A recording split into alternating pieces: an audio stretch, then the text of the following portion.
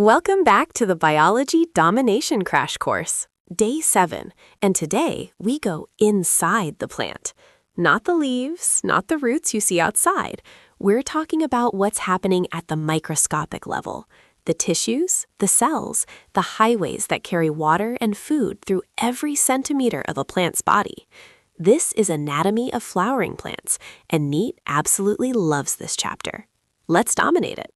Let's start with the stem, and immediately the most important comparison in this chapter, dicot versus monocot stem anatomy.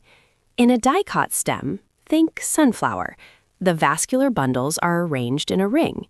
They are open bundles, meaning cambium is present between xylem and phloem. This cambium is what allows secondary growth. The stem gets thicker over time. Now flip to a monocot stem, like sugarcane or maize. Here, the vascular bundles are scattered throughout the ground tissue. They are closed bundles, no cambium. So monocots, they cannot do secondary thickening. This single point has appeared in NEET multiple times. Write it down. Now let's go underground, the root. The anatomy of a dicot root is a NEET goldmine. The outermost layer is called the epiblema, not epidermis, and it has unicellular root hairs. Critically, there is no cuticle here because the root needs to absorb water freely. Moving inward, the cortex is made of parenchyma with intercellular spaces. Then comes the most important layer, the endodermis. The cells of endodermis have casparian strips made of suberin, a waxy material that forces water to go through the cell, not between cells. This is how the plant controls what enters the vascular tissue. Below that is the pericycle, the layer that gives rise to lateral roots. And at the very center, xylem arranged in a star shape, exarch, with phloem alternating between xylem arms. In dicot roots, you'll see 2 to 4 xylem bundles. Remember, exarch means xylem matures from outside to inside. The comparison doesn't stop at stems.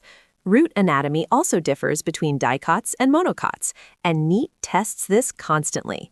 In a dicot root, there are 2 to 4 xylem strands arranged in a star, and the pith is absent or very small. In a monocot root, like grass, there are 6 or more xylem strands, and there's a large, distinct pith at the center. Also important, secondary growth in roots happens through the pericycle in dicots. Monocots? No secondary growth. The pericycle is only 1 layer thick. These differences, number of xylem strands, presence or absence of pith, and secondary growth, are absolute NEET favorites. Let's talk leaves, the powerhouse of photosynthesis. When you look at a cross-section of a dicot leaf, you'll see layers like a well-organized apartment building. The top floor is the upper epidermis. It has a cuticle to prevent water loss and very few or no stomata. Below that is the palisade mesophyll, tall, cylindrical cells packed tightly together, absolutely loaded with chloroplasts. This is where most photosynthesis happens. Then comes the spongy mesophyll, loosely packed irregular cells with large air spaces between them. These air spaces are crucial for gas exchange. Finally, the lower epidermis. This is where most stomata are found in dicot leaves. Each stoma is flanked by 2 guard cells. Now, the key distinction. Dicot leaves are dorsiventral. They have distinct upper and lower surfaces. Monocot leaves, like grass, are isobilateral. Both surfaces look the same.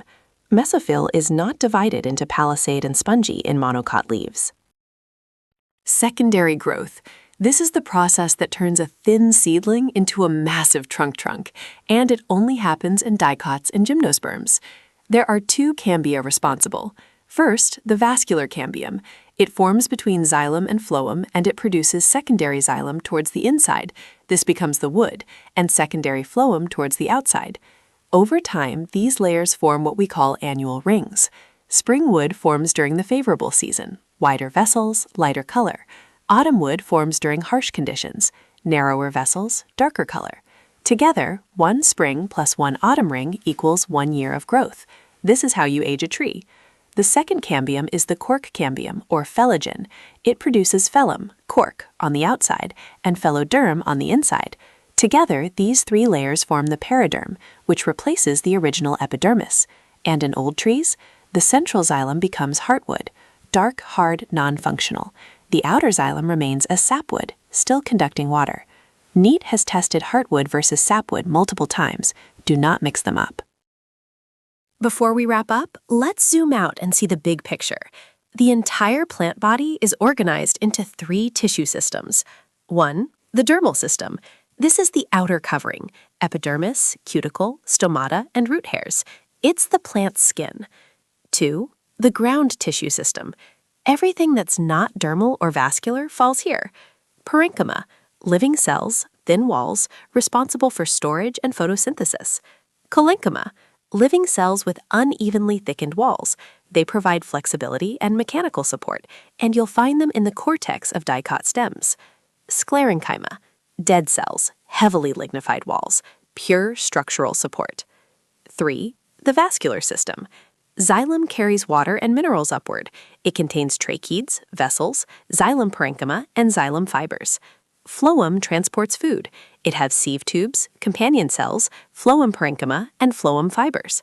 Sieve tubes are living but have no nucleus. The companion cells control them. This fact? Classic NEET MCQ. And now, the moment you've been waiting for. NEET trap questions from this chapter. Number 1. Monocots have cambium. False. Monocots have closed vascular bundles. No cambium, no secondary growth. Number 2.